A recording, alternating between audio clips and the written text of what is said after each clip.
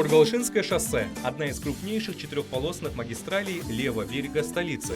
Начинается от проспекта Кабанбай-Батыра и заканчивается на пересечении с внешней кольцевой объездной дорогой города Нур-Султан.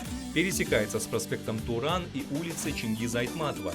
Ее протяженность – 16 154 метра. Коргалжинское шоссе ведет Коргалжинский район Акмолинской области, граничащий на севере с районами Егиндыколь и Астрахань, на юге с районом Нура Карагандинской области. Коргалжин расположен в Тенгиз-Коргалжинской впадине.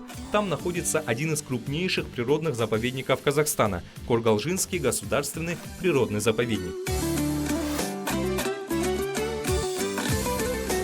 Вдоль Коргалжинского шоссе расположены здания столичного цирка, торгово-развлекательный центр Керуэн-Сити, самый большой банный комплекс в столице Керемет, а также Казахский гуманитарный юридический университет имени Нарикпаева, построенный в 1994 году.